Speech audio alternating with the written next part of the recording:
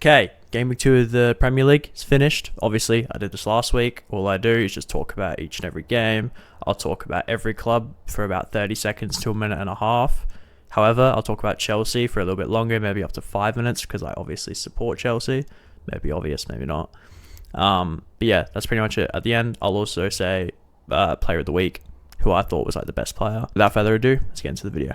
Okay, it's game week 1. Obviously, City Spurs. Spurs away from City, most obvious Spurs win of all time. If you thought City was going to win, you're just weird. Obviously, Tottenham win away from home against City. It always happens. I thought Richarlison played well, pressing-wise. Obviously, the main reason they scored their second goal was the high press, straight inside City's box. James Trafford with a mistake. Didn't have the best of games. I thought Tottenham played well. A really good win under Frank, and I think Tottenham started really, really well this season. Obviously winning 3-0 against Burnley, 2-0 against City, back-to-back clean sheets. I thought the whole of Tottenham did alright. I thought besides the goal, Brennan Johnson was a bit iffy, but obviously he got the goal, so who really cares? But it was slightly surprising that City didn't do more, because they obviously beat Wolves 4-0. You'd think that they're going to be in the title race this year. They need to win games like this. Game 2, Bournemouth Wolves. I thought it was a really, really good win for Bournemouth. I thought Wolves definitely, I wouldn't say deserved the draw, but they it's harsh to say they should have lost that game. I think both clubs will be fine. I think they're both stable enough now in the Premier League. Bournemouth look completely fine. Wolves, obviously, back-to-back losses, not great, but I think their team is definitely good enough, depending if Strand Larsen stays or leaves. Burnley Sunderland. I didn't expect this, although Burnley are at home, and their defensive record last season was very good, but I didn't expect a 2-0 win for Burnley. I think it's a huge 3 points for Burnley, and I think a lot of different teams are picking up points that aren't expected near the bottom. Like, all the points are being shared, which is quite interesting. Brentford Villa. Obviously, Brentford won that one. Really, really surprising, although Villa looked really, really bad, and they still look really, really bad. Again, big win for Brentford. I predicted them to go down in 18th, so for them to win against Villa is really, really strong. Keeping a clean sheet as well. Otara doing well on his debut. It's good. Arsenal Leeds, obviously, for FPL users. Timber had a really, really good week. 2 goals, clean sheet against Leeds at home. Job done for Arsenal. You can't really blame Leeds for that. Obviously, they won against Everton. They played better than Everton. Against Arsenal away, you're not expected to do much, especially as a newly promoted team. Saka injury and Ødegaard injury is huge for other teams in the title race. And also, last thing I'm going to mention about this game is Max Doutman. Was he 15 years old, winning a penalty? Not that it was a penalty in my opinion, but he won the penalty. Gyökeres taking it. Good sign for Gyökeres scoring 2. Palace Nottingham, obviously Ismail Sarr, really good finish. He's going to be a really important player for them this season with Eze now leaving. I still think Palace will be fine. Obviously drawing 2 back-to-back games now.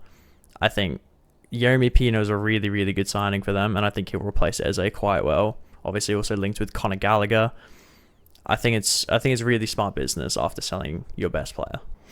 I thought Elliot Anderson looked really good. However, I didn't watch this game that much. I was watching the other game that was on at the same time. I could be wrong, but I didn't watch this game. But I've seen a lot of people say Elliot Anderson had a good game, and from the things I saw, I thought he did as well. Everton Brighton, new stadium for Everton, first home win, first home game. Really good, considering they had a shocking result against Leeds last week. I think this really puts them in the right direction again. Beating Brighton, not conceding either. I think Jack Grealish is one of the players that played extremely well. 2 assists.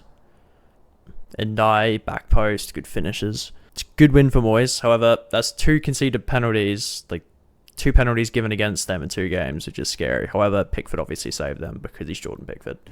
Fulham United. Where to begin? Maybe with Bruno Fernandes missing a penalty. It seems to happen a lot when there's something that goes wrong, like referee bumping into him, for example. I know it's like unfair on him, but you can't be put off by that. He's also been put off by Martinez in the past. he doesn't like that pressure being put on him when it's like that. United 1 point from 2 games, and obviously last night losing to Grimsby in the cup. Don't have to talk about that game, but I quite like to. It's poor from United so far. They're on, I think Amarin, since coming to United, is on relegation form for points. It's just not good. Really, really not good. United could struggle. I know they played decent against Arsenal, but to not be the better team against Fulham is quite scary. Fulham, however, I thought they would take a draw. Obviously, 96th minute equaliser against Brighton, now drawing against United. I think they'll take 2 points from those 2 games. Difficult if you put it like that, like Brighton, Man United. You're going to take 2 points. I think Fulham will do well this season. On to the last game of this week, before I talk about Chelsea. This one has a lot in it. Obviously, 3-2 to Liverpool with a 90 plus 10 minute winner, which is interesting, but we'll get to that. Obviously, first half, Newcastle for the first 30-35 minutes were by far the better team. I thought Gordon and Livramento especially were really, really good. Livramento was just running rings around that Liverpool team. Obviously, out of nothing from a throw-in that they intercepted, that Gravenberch intercepted himself. They've found Gravenberch out wide. He's played it into Gravenberch, who's just shot. Took a small deflection, but I think it was going in anyway. And that just switched the game for me. That sole goal just won Liverpool the game.